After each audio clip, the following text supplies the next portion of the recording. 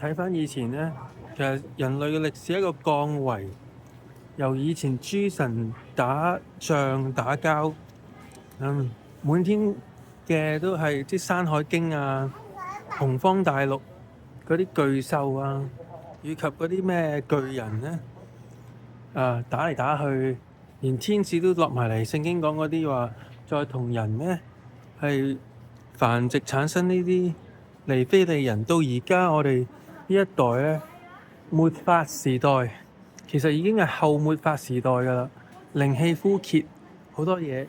所以即係成日都有人問我去邊度旅行咧，我都話啲旅行嘅地點係假嘅，佢唔會俾你睇到真正嗰啲遺址咧，真正以前咧神仙打交嘅地方，或者以前嗰啲星形堡壘，即係好多啲古代嘅遺跡，真正嘅地方嗰啲能量點咧，係以前係有啲氣球嗰啲物體噶嘛，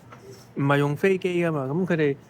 以前慢慢飄嘅時候咧，會經過好多啲中東嗰啲蒙古大陸，以前蒙古嘅大陸啊，撒哈拉沙漠啊，嗰啲北美洲嗰啲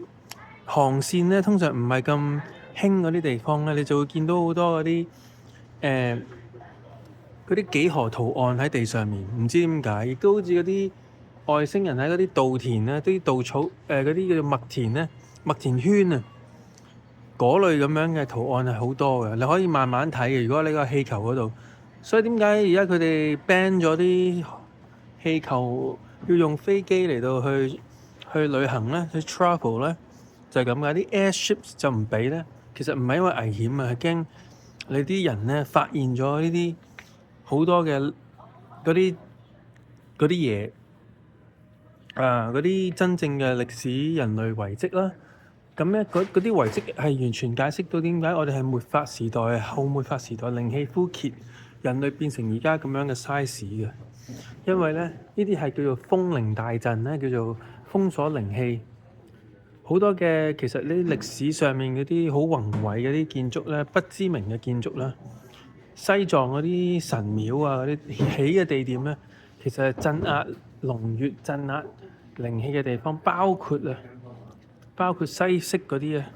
而家啲大教堂其實嗰啲唔係教堂嚟嘅，嗰啲係封印點嚟嘅。